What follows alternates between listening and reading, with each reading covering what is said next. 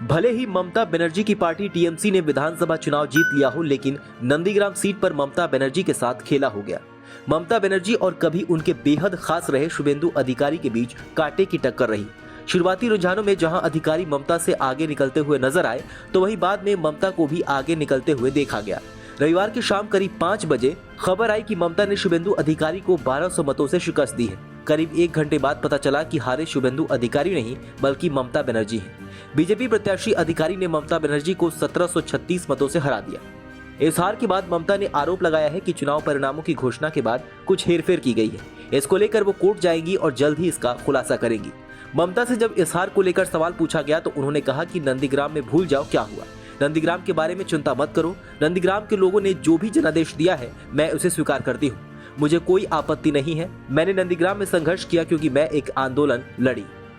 हमने 221 से अधिक सीटें जीती हैं और बीजेपी चुनाव हार गई है। मतदान के दौरान लगातार चुनाव आयोग पर हमले करते रही ममता ने एक बार फिर निशाना साधा है। उन्होंने कहा कि नंदीग्राम की लड़ाई उनके संघर्ष का हिस्सा है। चुनाव आयोग ने नंदीग्राम में हमेशा बीजेपी की प्रवक्ता के रूप में काम किया है। पूरे चुनाव बीजेपी ने डर्टी पॉलिटिक्स की है।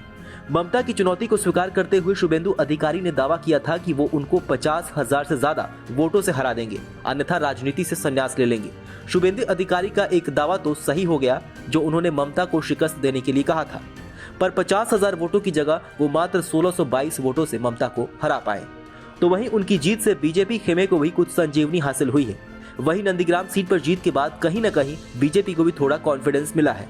बीजेपी के महासचिव और आईटी सेल के हेड अमित मालवीय ने शुभेंदु अधिकारी की जीत को लेकर ट्वीट किया है। उन्होंने लिखा है कि ममता बनर्जी को नंदीग्राम सीट से शुभेंदु अधिकारी ने 1622 मतों से हरा दिया है।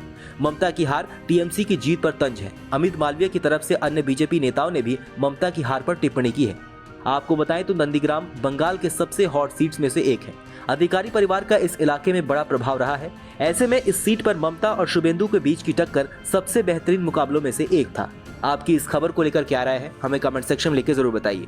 बाकी देश और दुनिया की अन्य बड़ी खबरों के लिए सब्सक्राइब करें TV9 भारतवर्ष।